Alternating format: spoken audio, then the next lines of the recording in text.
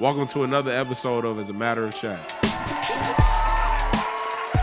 Yo. Welcome back to another episode of As a Matter of Chat. It's your boy, Big Meek. Man, it's been quite some time. It has been quite some time. But good news is football season is back. So I got some good picks for you coming into the week. Fantasy football season is back. I'll give you my insights on that too. Give me 1 second. Today is Wednesday. We are officially 1 day away from the start of the NFL season. The first matchup we have on Thursday is Dallas versus Philly. This is going to be on Peacock, which I feel like is kind of whack. So I don't think I have a Peacock account, but I get it. NBC has to get their money. It's Dallas versus the Eagles, the reigning champs. It's gonna be an interesting game. The Cowboys are a new look team, especially on offense. They got Dak Prescott back. They traded for George Pickens, and now they have Javonte Williams in the backfield, which isn't much of a upgrade, being honest. They just recently traded Michael Parsons to the Packers in turn for, I think it was Kenny Clark, the DT. So the defense for the Cowboys may be horrible. The verdict is still out on that. But I do know the Eagles have most of their starters returning. So on defense, the Eagles still should be fairly sound. Like I said, the Cowboys not so much. It's still some question marks on that side of the ball. DeMarcus Lawrence is gone. Like I said, Michael Parsons is gone. Trayvon Diggs, I don't know if he's back to full health just yet. So the Cowboys are in for a heck of a matchup this week against the Eagles. As far as on the Eagles side, like I said, most of their teams come back. Best offensive line in the NFL. They still have Saquon Barkley coming back. Granted, he did have 400 plus touches last year, but I still see him doing well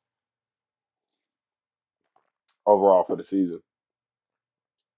So for this game, realistically, the Eagles are probably going to win, but I think the Cowboys are going to do a good job as far as keeping it close. I think they still will eventually lose the game. They just don't have enough to match up with the Eagles. But their offense should look good. Like I said, they have CeeDee Lamb and they have George Pickens and they have a healthy Dak Prescott. So with those three on the field, you never know. It could be a shootout.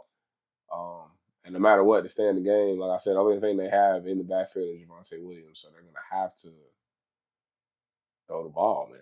I mean, I wouldn't be surprised if Dallas throw the ball 40 times this game and still end up losing. But like I said, at the end, I think the score will be close. They'll probably end up losing by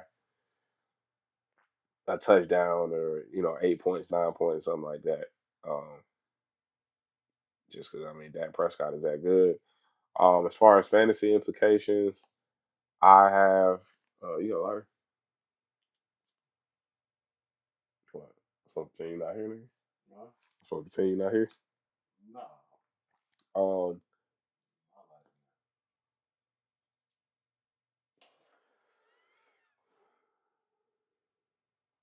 I didn't know they was all the same company, but excuse me, guys. As far as fantasy implications for this game, the only people you really want to play, we'll start with the Eagles. Of course, you want to play Jalen Hurts, Saquon Barkley. I think we all know what Saquon can do. AJ Brown, and if you have to, if you're in a deeper league, and I don't even mean to say it that way, but Devontae Smith, but I just feel like, I don't know, I'm just not the biggest fan of Devontae Smith, but he could have a good year this year. But as far as just any players that are relevant for fantasy on the Eagles team, those would be more times than not the only guys you want. Like I said, if you're in a deeper league, maybe you need a tight end. You can go Dallas Goedert, but I don't know how relevant he's going to be, especially with the tight ends that may be still available in your league. Now for the Cowboys, I would say it's about the same too. Maybe three players on the Cowboys. Dak Prescott, of course, CeeDee Lamb, George Pickens. I mean, we'll throw Javante in there, Javante Williams. I don't think he's going to be quite relevant in this offense, but we'll see. Those will be the only guys. Oh no, I'll take that back. Jake Ferguson would be number 4. He can have a good year this year with Dak Prescott coming back. He's looking like he should be the number 3 target in that offense. Um, and then as a deep round flyer, if you have, if you want to take a chance on somebody, I think Jaden Blue is going to be pretty good from Texas. He's a rookie that the Cowboys took. He, like I said, he may not get the week 1 start. He may not get the first 4-week starts, but I think eventually he could be extremely relevant in fantasy just based on, his college days. He ran like a 4.3 at the combine. Talented player, but still has to get adjusted to the NFL. So, yeah, this is going to be an interesting game. Like I said, I still have the Eagles winning. I think it'll be a closer game than people think. Maybe not the whole way, but going into the fourth quarter, I can definitely see the Cowboys keeping it close. All right. As far as NFL news this week, there hasn't really been too much. If you know, like I said, if you're in the fantasy, one of the more shocking things that came out today was Najee Harris is actually returning to the field and is expected to start for the Chargers. I definitely didn't see that coming, especially to start. But I don't think it's going to be as heavy as a load as people are saying. He probably get a couple. He might take the first series or something, but I think Omari Hampton is going to get worked in. Excuse me, worked in pretty early. He's too talented not to. They took a first round. They took a first round pick and went after him. And I mean, he's a good player. He had back-to-back 1,500-yard seasons at UNC. Stud player. So I'm not really too worried about Najee Harris as far as him being the starter. Plus, he hasn't practiced all offseason. I think his first day back to practice was like yesterday, honestly. So I don't know how relevant Najee's going to be. It would be hilarious if he goes out there and performs like the best career, game in his career. But I mean, realistically, I don't see that for Najee Harris. I think Omari Hampton is the guy in that backfield, and right now, just might Najee might cut it in the series or two. But I think even by halftime, Omari Hampton is going to be the guy. What else has been going on? Like I said, Michael Parsons got traded. It's kind of old news now. That was last week. Matthew Stafford is going to play. So that's huge for fantasy implications if you have Puka Nacua or Devontae Adams. Excuse me, even Kyron Williams. I think Matthew Stafford plays a huge factor in all of those guys' trajectory for the year. But yeah, I like Matt Stafford. I don't usually I'm not drafting Matt Stafford, but usually later on in the year for like December, he's usually on fire. So shout out to Matt Stafford, and yeah, that's looking good for the Rams. If he's healthy, who knows how far they can go? They had a pretty good team last year. They almost beat the Eagles in the playoffs. I see Jacoby Myers is still talking trades with the Raiders, so he could be off somewhere fairly soon.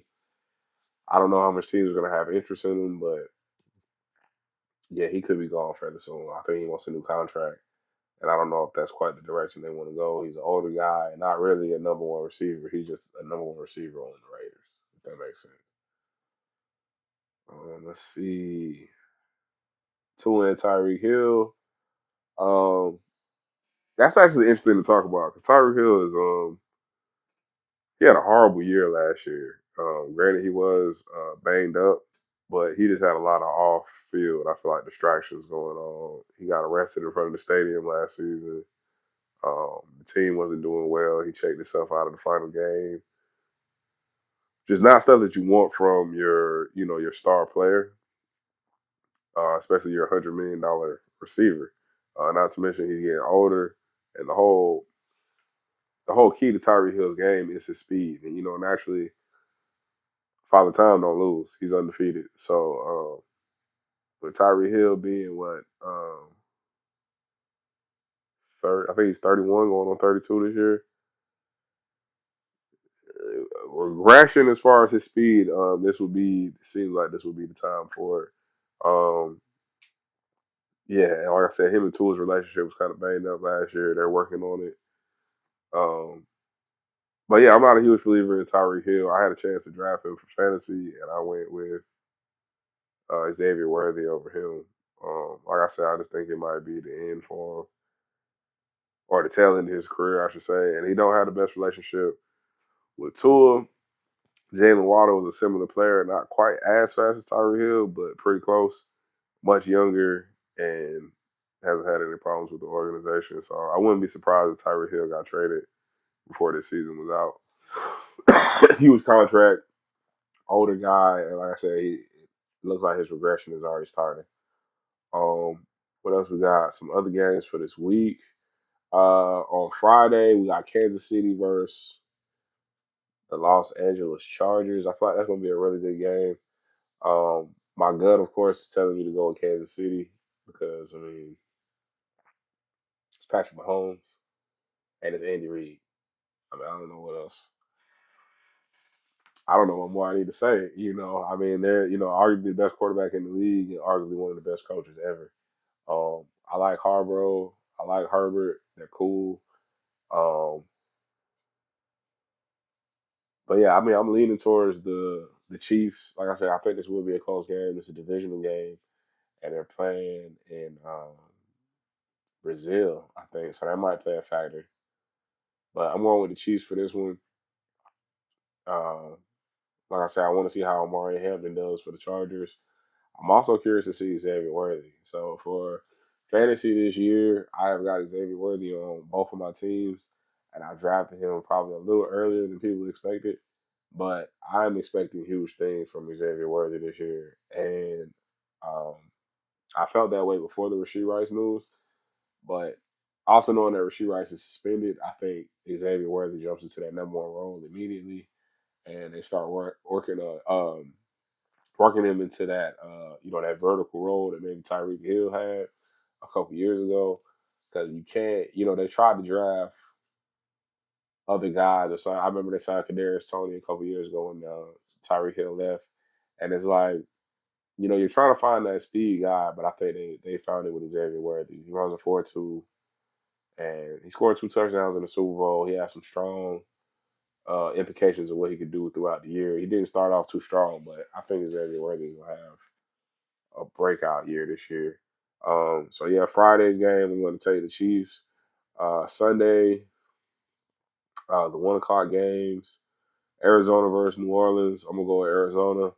I drafted pretty heavy with Arizona. I got Kyler Murray and Marvin Harrison. I think Marvin Harrison is gonna have a huge year this year. He didn't have a bad year last year by any standards, honestly. He wasn't a huge fantasy factor, but that's because he was drafted one of the top, in one of the top 2 rounds. You know what I mean? He didn't have that type of production. But I feel like this year he's gonna do well. I don't really think it's possible for him to do bad. He's got the pedigree with his father as an NFL quarterback. I mean, wide receiver, excuse me. And he's got the size. He's 6'4", 200 something pounds. I think he put on some weight in the off season, and he's got all the skills. So I think he'll do just fine. He's got a better rapport with Kyler Murray this year. Kyler Murray was coming back from his ACL tear last year, so I don't think he was as confident with his movements and scrambling and going off schedule. I think this year the Arizona Cardinals will be a lot better. They made some huge improvements on defense too. I'll say I'm going with the Cardinals. New Orleans has pretty much done nothing in the offseason. They have Spencer Rattler for their quarterback. I mean, what else do I really need to say, man? I'm not gonna say anything else. Okay. The 1 o'clock slot. We got Miami and Indiana. I drafted Devon Achane this year. I want to see him do well. Like I said, I'm not a huge believer in Tyreek Hill anymore. Jalen Waddle could have a good game, but ultimately, I think I'm going with the Colts for this game. I like Jonathan Taylor, and believe it or not, I think Daniel Jones is going to be just fine. I know he's not like a sexy name, so to speak. You know what I mean? When you see Daniel Jones, like Daniel Jones, but he gets the job done. He did a lot in New York with a lot less than what he has in Indianapolis, I would say. The Colts have a great offensive line. Jonathan Taylor, top 5 running back in the league. And Michael Pittman, I feel like he was on the rise. He had a regressive year last year, but I mean, you had Anthony Richardson at quarterback. What do you expect from him? And he was fighting through some injuries too. I think Michael Pittman will do way better with Daniel Jones at quarterback. I'm taking, I'm taking the Colts in that game. Next 1 o'clock game we have is Las Vegas versus New England. Bottom two, pretty much bottom of the barrel teams. We're just going to, call spade a spade. Las Vegas did horrible last year. They do have Pete Carroll this year. They both have new coaches, actually. New England hired, Jesus Christ. What's his name? I know his face. I can't think of his name. He was the coach for the Titans. He played for the Patriots. What is his name? He played for Belichick. He was a linebacker. What is his name? Hold on.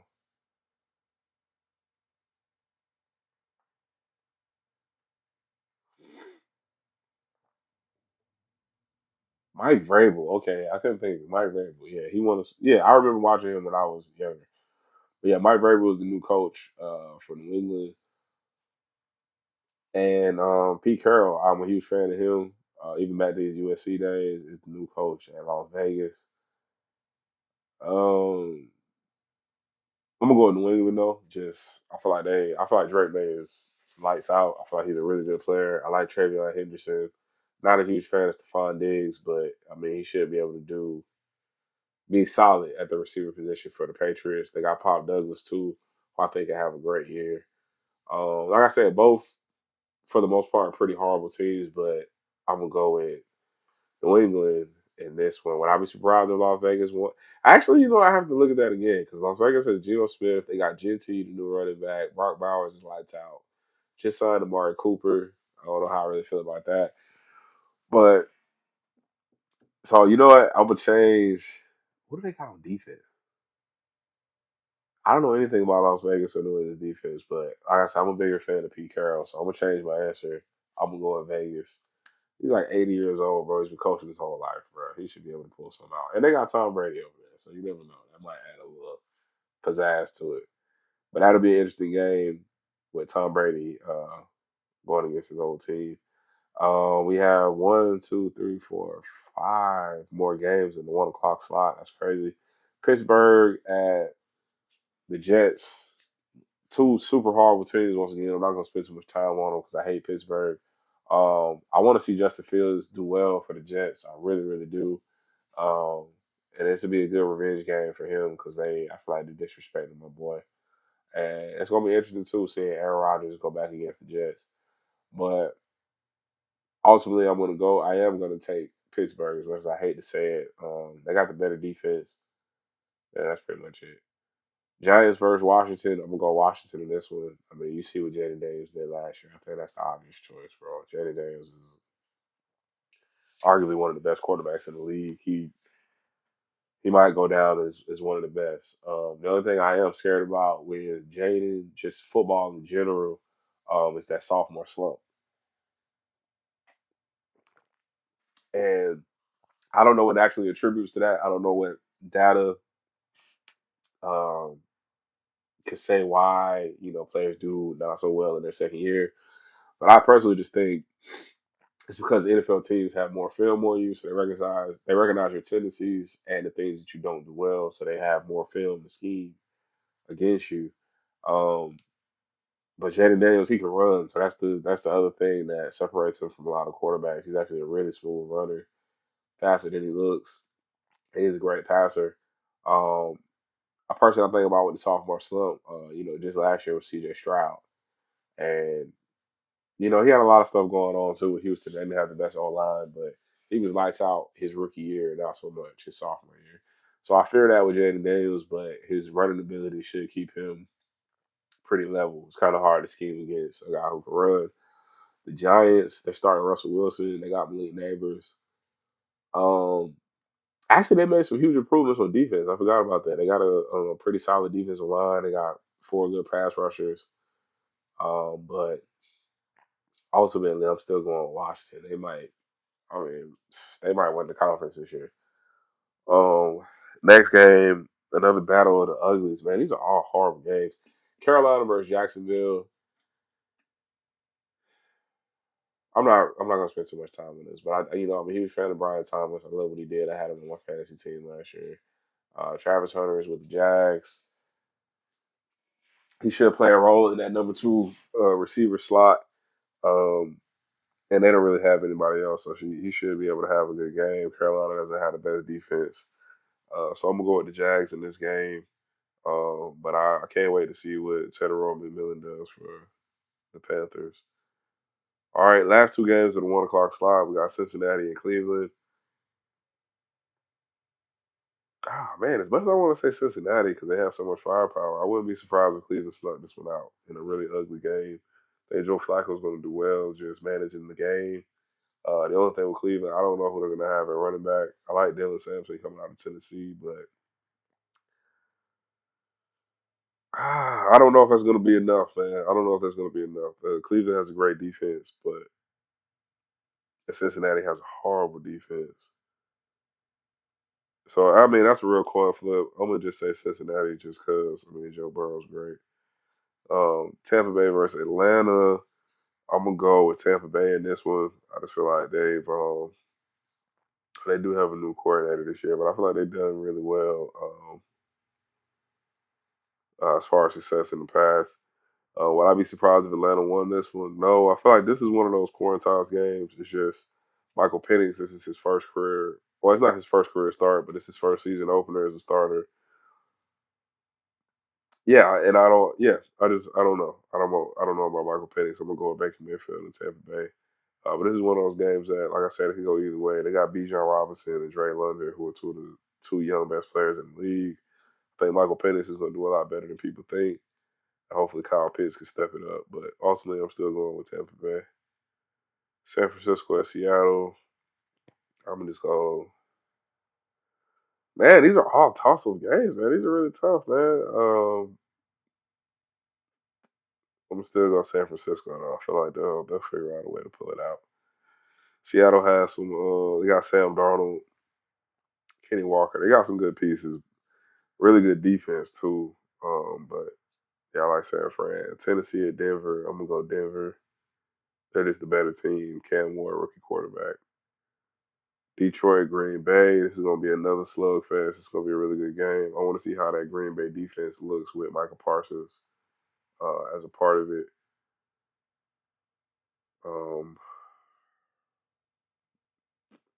New coordinator in Detroit. So, season opener. I'm going to say, why not? I feel like it can go either way, but I'm going to say Green Bay. Houston at the Rams. I'm going to go with the Rams for this one. I feel like Houston just has a horrible offensive line. All right. And for the last final two games of the week, we got Baltimore and Buffalo for the Sunday night primetime game. I'm going with Baltimore. I'm biased there. I'm a Ravens fan, so I don't ever see myself going against the grain. You know what I'm saying? But also, I feel like, after that tough loss against Buffalo in the playoffs last year, I feel like we'll come back with something to prove. The Monday night game is Minnesota against Chicago. I think Minnesota wins this game, but I can't wait to see the new look Bears. I want to see what Ben Johnson is head coach and see if Caleb Williams is improved. I feel like he will do better in his sophomore season. They improved so much in the offseason, the Bears. They got a great offensive line, a great coach, a great offensive-minded coach.